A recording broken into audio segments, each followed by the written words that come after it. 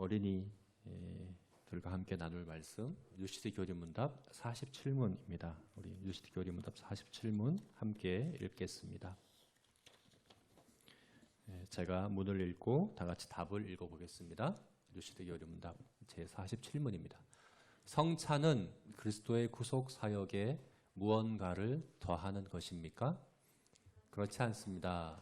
그리스도는 단번에 죽으셨습니다. 네, 성찬식, 우리가 성찬식 하죠. 떡과 포도주로 하는 성찬식은 그리스도의 구속 사역에 무엇인가를 더하는 것입니까? 이 질문을 우리가 알기 위해서는 구속 사역이라는 말, 좀 어려운 말인데 이 말의 의미를 다시 우리가 되짚어 봐야 되겠죠. 우리 어린이 친구들도 제가 이전에 구속 사역에 대해서 굉장히 많이 이야기했는데 생각나는지 모르겠습니다. 기억하는지 모르겠습니다. 구속 사역이란 뭘까요? 구속 사역은 바로 기업 물어주는 것과 같다라고 목사님이 전에 설명드렸습니다. 옛날 이스라엘에는 기업을 물어주는 제도가 있었어요. 가난해서 땅과 집을 팔고 나면 그것을 되찾아야 되잖아요. 그 되찾을 때 기업 물어주는 사람이 필요해요. 그 기업을 되찾아주는 사람을 기업 물어주는 자라고 하는데, 기업 물어주는 자는 아무나 될 수 없어요. 두 가지 조건이 만족되어야 돼요. 두 가지 조건은 뭐냐면 가까운 친족이어야 돼요. 가까운 친족이어야 되고, 근데 가까운 친족이라고 다 기업을 물어줄 수 있는 건 아니에요. 그 기업을 물어줄 만큼 부자여야 되겠죠. 다시 살 수 있어야 되니까. 가까운 친족이어야 되고, 그리고 부자여야 돼요. 부자만 돼도 안 돼요. 나는 돈이 많아, 그래서 기업 물어주고 싶어. 안 돼요. 가까운 친족이어야 돼요. 그렇게 구약시대 이스라엘 백성들은 가난해서 땅과 집을 잃으면 기업 물어주는 자가 와서 기업을 물어주는데, 그걸 가리켜서 구속이라고 하는 거예요. 그걸 구속이라고 하는 거예요. 그런데 하나님은 우리 모든 사람들이 구속받아야 된다라고 이야기를 해요. 왜냐하면 모든 사람들이 아주 중요한 기업을 다 잃어버렸기 때문에 그래요. 어떤 기업을 잃어버렸습니까? 영생과 천국을 잃어버렸습니다.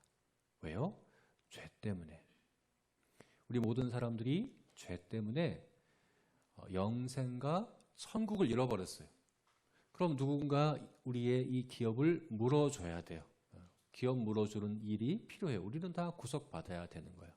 그래서 구약시대에는, 예수님이 오시기 전 구약시대에는 속죄제사라는 게 있었어요. 속죄제사. 속죄제사 할 때 이것이 바로 구속을 의미하는 거예요. 구속제사와 같은 의미죠. 속죄제사는 뭘로 드렸을까요? 짐승들로 드렸죠. 양과 염소와 소로 드렸어요. 양과 염소와 소를 가져와서 그 머리에 손을 얹고, 이제 이 양과 소와 염소는 나의 기업 물을 자입니다. 이제 이 양과 염소와 소가 저를 대신합니다 하고 그 짐승을 죽여서 제사로 드렸어요. 이것이 바로 구속인 거죠. 구속. 자, 그런데 아까 목사님이 기업 물을 자는 두 가지 조건이 만족돼야 된다고 그랬어요. 뭐였죠? 가까운 친척이어야 되고, 그리고 부자여야 돼요. 그러면 양과 소와 염소가 친척이고 부자인가요? 그럴 수 없죠. 그죠? 양과 소와 염소는 우리 가까운 친척도 아니에요. 사람도 아니잖아요. 그리고 부자도 아니에요. 가진 것도 없잖아요. 그런데 어떻게 우리의 기업 물을 자가 될 수 있을까? 이렇게 우리가 궁금할 수 있잖아요. 그죠? 질문해 볼 수 있어요. 맞아요. 구약 속죄제사, 구약의 구속제사에 드렸던 그 짐승들은 진짜 기업 물을 자가 아니에요. 구약의 제사로는 구속받을 수가 없어요. 그 구약의 제사에 드렸던 양과 염소와 소는 진짜 우리의 기업 물을 자이신 하나님이 보내시는 어린 양이신 예수님을 예표하는 것이에요. 예표한다는 것은 마치 도로에 표지판과 같은 거예요.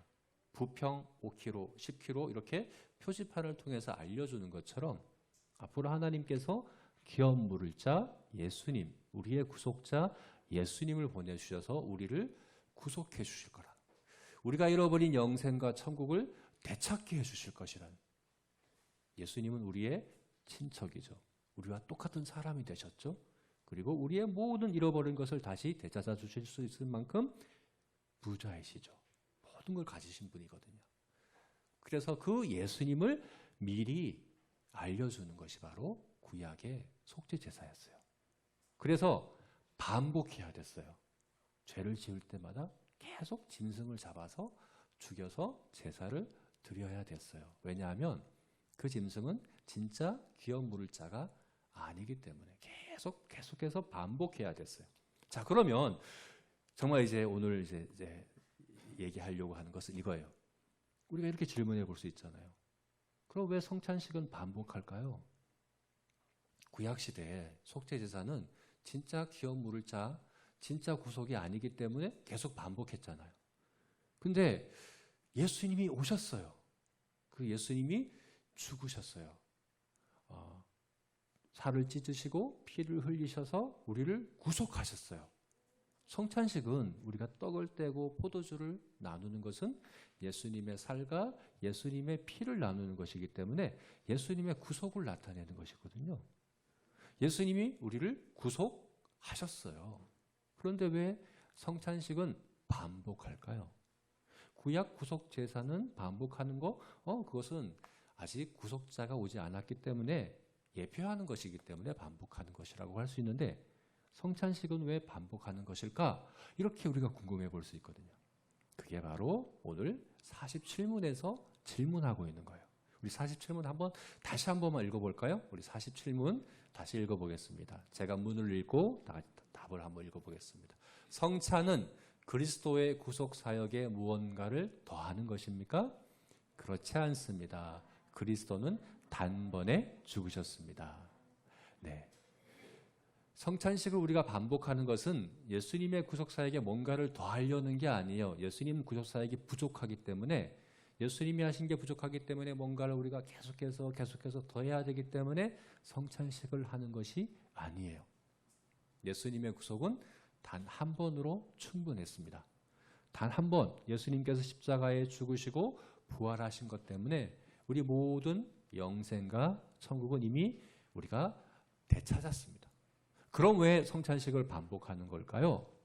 왜냐하면 목사님이 지난주에 말씀드린 것처럼 세례식은 탄생을 의미해요. 우리가 영적으로 그리스도인으로 새롭게 태어나는 것이 세례식이라면 성찬식은 태어난 사람이 자라잖아요. 태어난 아기는 계속 음식을 먹으면서 자라는 것처럼 성찬식은 우리의 성장을 의미하기 때문에 그래요. 우리는 구속받았으면 예수님 안에서 자라나야 돼요. 예수님의 주신 은혜를 날마다 먹고 날마다 우리가 받아서 자라가는 것이 필요해요. 성찬식은 바로 그것을 우리에게 말해주는 것입니다. 우리 친구들은 아직 성찬식에 참석할 수 없죠, 그죠? 참여할 수 없어요. 세례식에는 참여할 수 있지만 유아 세례를 통해서. 그런데 성찬식에는 아직 참여할 수 없습니다. 그렇지만 간접적으로 우리 어른들과 세례 받은 분들이 성찬식에 참여할 때 간접적으로 참여할 수 있습니다.